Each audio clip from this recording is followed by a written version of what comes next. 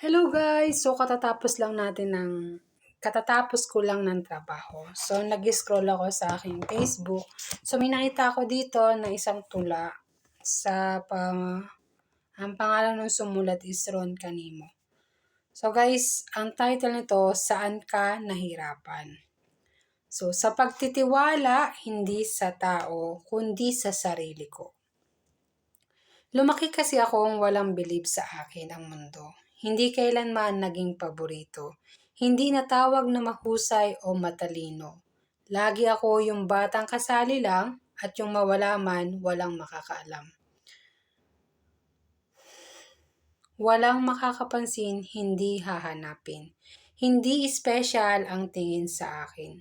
Kung ihalo mo ako sa mga kumpol na mga tao, ako yung pinaka-ordinaryo.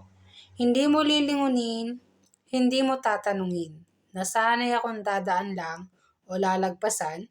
Nasanay ako sa buhay na tahimik lang. Walang ibang ingay kundi ako lang. Ako sa mga kabanata ng pagkabigo, ako sa bingit ng pagbitaw at pagsuko. Kaya kung tatanungin mo ko kung saan ako nahirapan, marahil sa pagtitiwala sa sarili ko.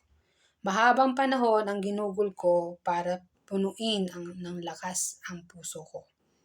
Pinatatag ko't pinatibay, hinulma ko para makasabay sa buhay.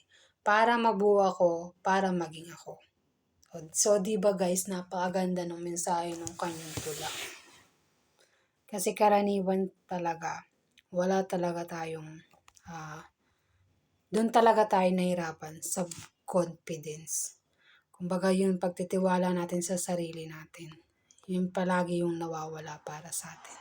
Kaya guys, keep praying, always pray to God. Yung puso mo kailangan nagtitiwala ka sa Kanya para mabuo din yung buhay mo. Mabuo din yung pagtitiwala mo sa sarili mo.